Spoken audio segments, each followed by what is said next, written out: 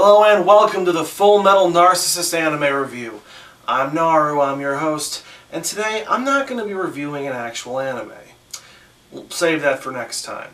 Today I'm going to go through my top 10 and bottom 10 favorite anime characters out of all the shows that I've actually seen. Now keep in mind, this is my list. I shouldn't have to tell you this, it's kind of obvious, but this is the characters I like, it's my opinion. Your opinion's probably wrong, anyway. So, let's get started. Would you rather the alternative approach? You want to pass the title of Sewing Life Alchemist to that boy and go back to your old life? My number 10 least favorite character.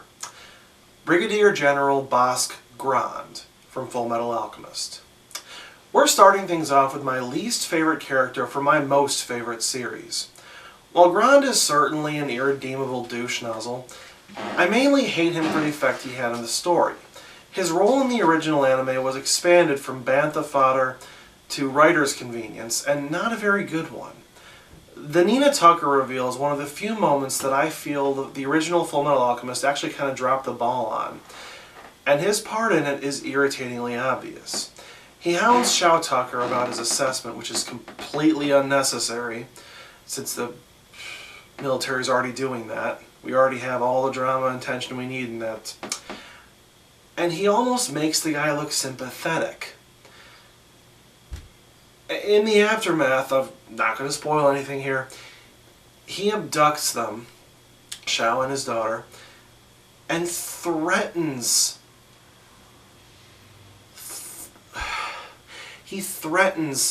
Ed not to tell anybody about what he saw, not to get in the way. And yet Ed's interference right afterwards is never addressed, nor is his covering up of the scandal. He just kind of plays his part, gets interrupted, disappears till next time he's needed. I realize that a lot of my hatred for him stems from weak writing, but what can you do? I still hate him. Thank God Scar still got to give him a first-hand look at his brain on drugs.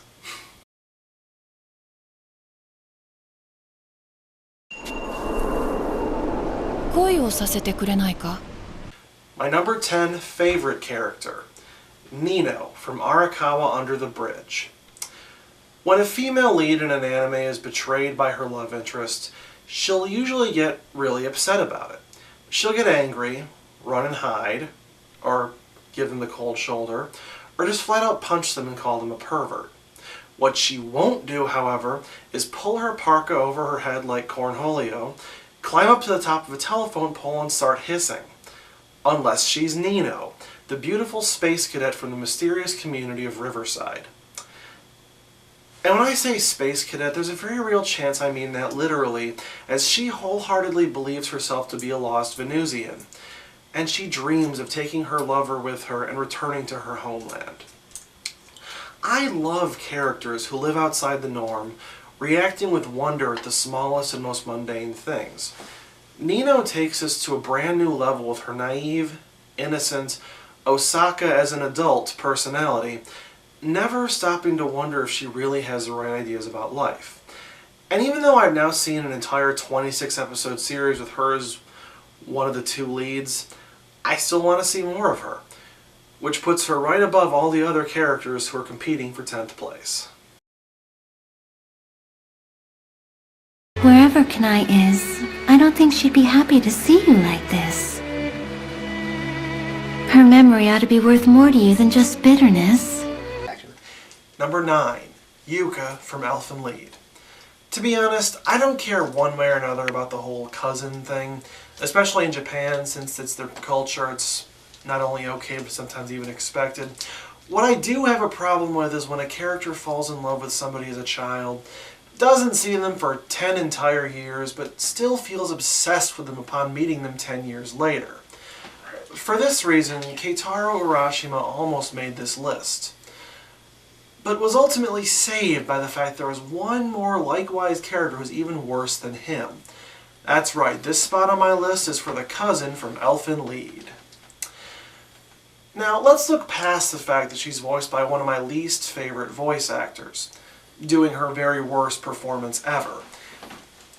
And let's instead look at the fact that she does nothing throughout this show, and I mean absolutely goram nothing, except dump exposition and complain about the various ways in which her beloved is focusing his attention away from her.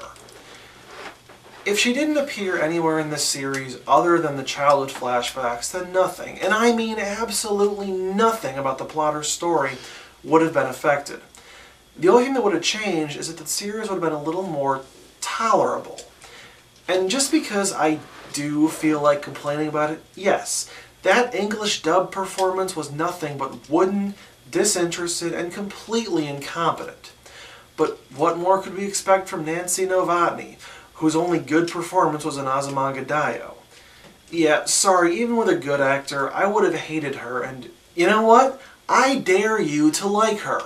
Not just to forgive her, which some people will do, but to genuinely like her. I dare you. Hear me! The king must live a grand life and embody his people's image of admiration! Aye! Aye! Aye! My number 9 favorite character is Ryder from Fate Zero. There are about a dozen characters from Fate Zero that I wholeheartedly love. From the gallant Saber all the way down to one of the most hardcore villains of all time, Castor. But out of all of them, the one I love the most, and the one that has thus wound up my list, is that season's version of Ryder. We had Medusa the first time around, but this time we have the Jolly Red Giant himself, Alexander the Great. Or Sikander, I guess they call him. I knew right from his first moment on screen that he was going to contribute to making this show awesome. And that was just his character design.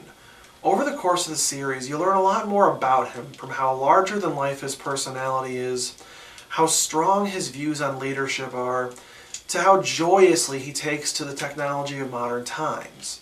He dives right into our fashions, our electronics, and especially our maps, all while giving proud, inspiring speeches that both the English and Japanese voice actors throw themselves into.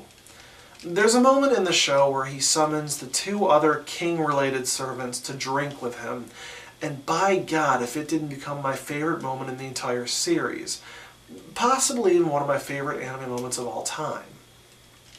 This may be a bit of a spoiler, but he wants to win the Holy Grail so that he can wish for his own personal resurrection into the modern world, so he can conquer it. Yes, he knows how impossible a task it would be to go up against all the nations and armies of the world, tanks and bombs and everything, but he still wants to try, and you know what? I would follow him into that battle any day.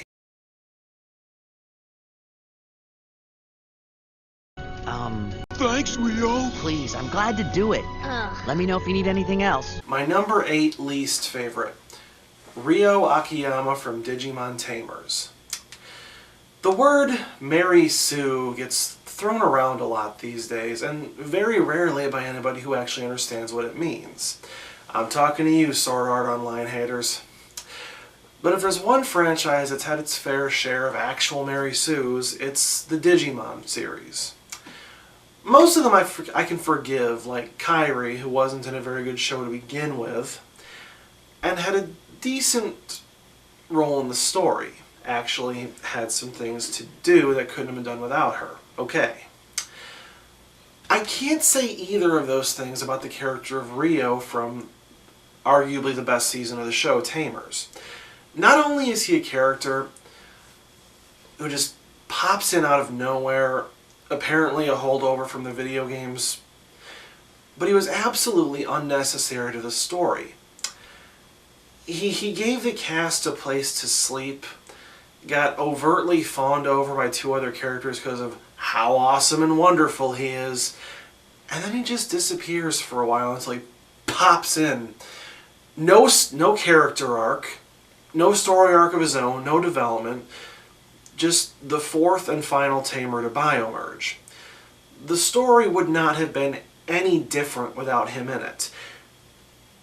And I'm not a fan of that. So, Ryo, number 8.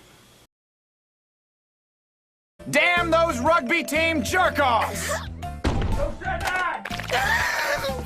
Are you trying to get me killed? My number 8 favorite character, Tomoya Okazaki from Clannad. There are certain rules that the male lead of a harem anime must follow, but much like the authority figures around him, Tomoya violates them constantly.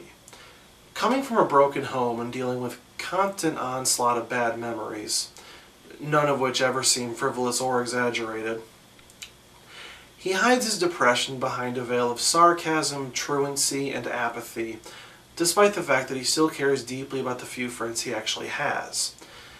If he ever goes to school, he isn't there to learn, but to help them, and occasionally play some of the most clever and hilarious pranks that you've ever seen on them. Over the course of 52 episodes, we follow this young man through several stages of character development, through joys, challenges, and tragedy, as he adapts naturally to each turn of the page. Tomoya is the perfect leading man. He has a lot of wacky characters and nonsensical physics to work off of, but he is the tried and true heart of his own story. As a comedic lead, his pranks are some of the biggest highlights of the first season, as he sets up everything from a gender switch to a one-sided Yuri confession. As a dramatic lead, you'll follow him unwavering as he comes to terms with his own personal demons, including an old injury that tore him and his alcoholic father apart. As a romantic lead, you'll follow his pursuit of the demure Nagisa with bated breath. And as a tragic lead, you'll bawl your brains out as you witness his reaction to, well, I can't spoil everything now, can I? He's a great, well-rounded character.